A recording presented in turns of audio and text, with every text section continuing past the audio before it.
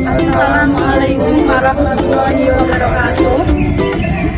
Kami akan mempresentasikan hasil pekerjaan dari kelompok kami berdasarkan makalah dari review jurnal yang kami buat pada tema sistem informasi berbasis komputer yang berjudul faktor-faktor yang mempengaruhi sistem informasi berbasis komputer pada sistem operasi, server, dan programmer, literatur review eksekutif, support system, for business.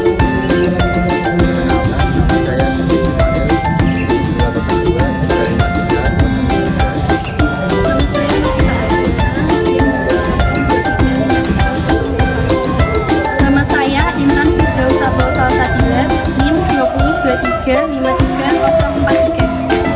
Perkenalkan, nama saya Intan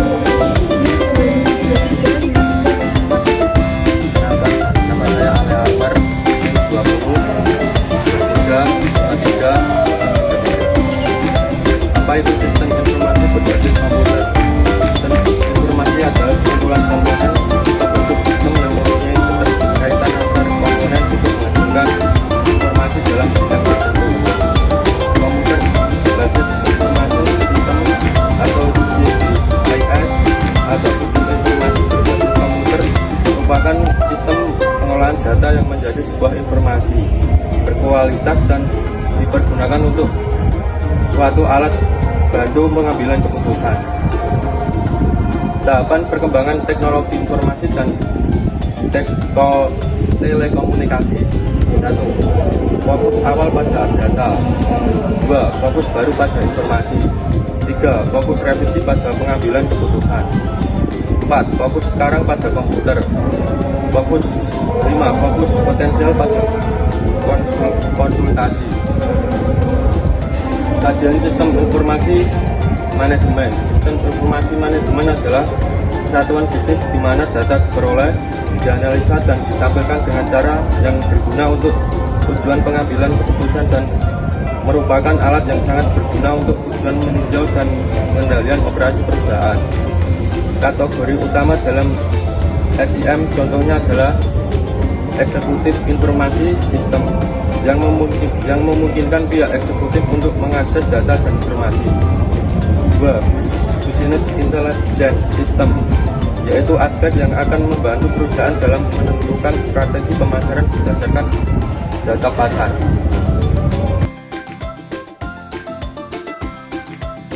Pengaruh sistem operasi terhadap sistem informasi berbasis komputer.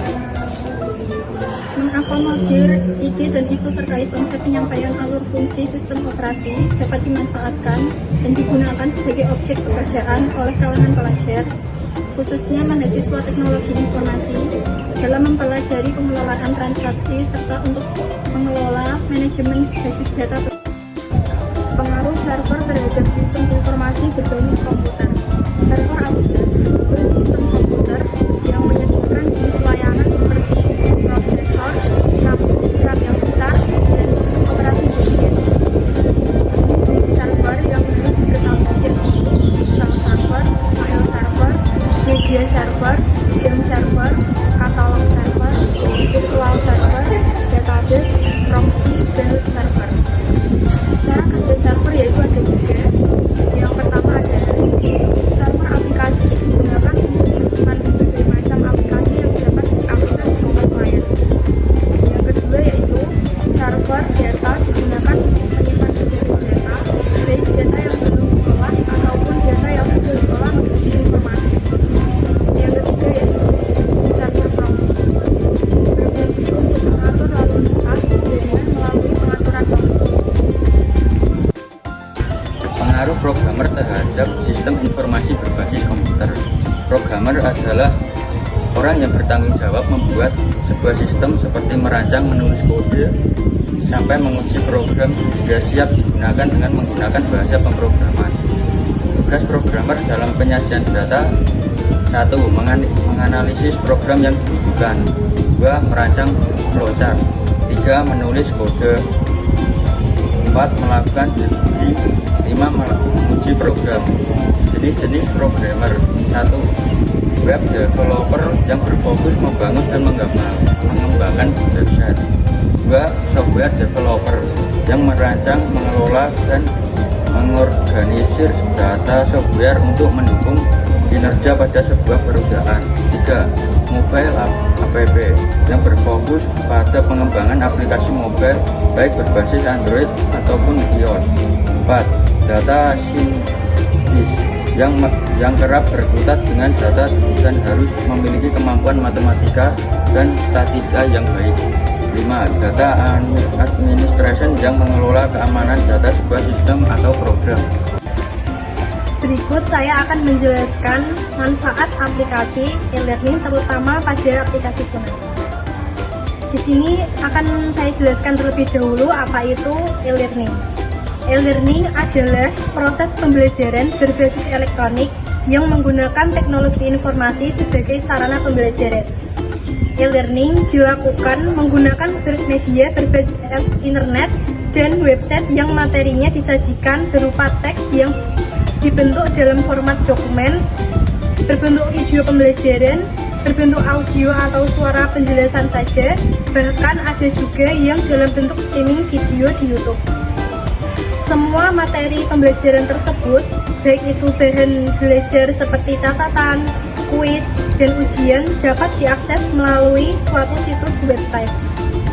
Contohnya seperti e-learning yang biasa kita gunakan yaitu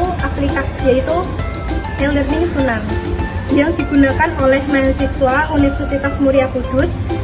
Sunan ini merupakan pembelajaran asinkron atau asinkronus e-learning seperti menyediakan atau mengirim materi pembelajaran, aktivitas dalam bentuk blog, forum, melalui file sharing, email, atau situs tertentu. Ada pula manfaat aplikasi e-learning, diantaranya yaitu 1. Menghemat biaya. Tenaga pendidik maupun peserta didik tidak perlu membayar sejumlah biaya yang biasa dikeluarkan pada pendidikan konvensional seperti biaya transportasi, biaya makan, biaya membeli buku, dan lain sebagainya. Modal atau biaya yang harus dikeluarkan untuk kebutuhan e-learning hanya gawai atau gadget yang mumpuni dan biaya internet. Yang kedua yaitu waktu belajar fleksibel dan dapat diatur sendiri. Di sini kita dapat mengatur waktu dengan sendiri dan mengakses situs website e-learning sesuai dengan waktu belajar efektif kita sendiri, dan memungkinkan mahasiswa untuk mengulang materi pembelajaran saat kita belum mampu menguasai materi dengan sepenuhnya. Yang ketiga yaitu memungkinkan untuk memantau performa. Pada pendidik dan pengelola pembelajaran dapat mencari dan menemukan sebuah solusi bersama atas permasalahan dalam proses belajar mengajar yang ditemukan. Yang keempat yaitu meningkatkan interaktivitas antara pendidik dan peserta didik pada proses pembelajaran. E-learning memungkinkan interaksi yang berbeda dengan pembelajaran konvensional atau tatap muka.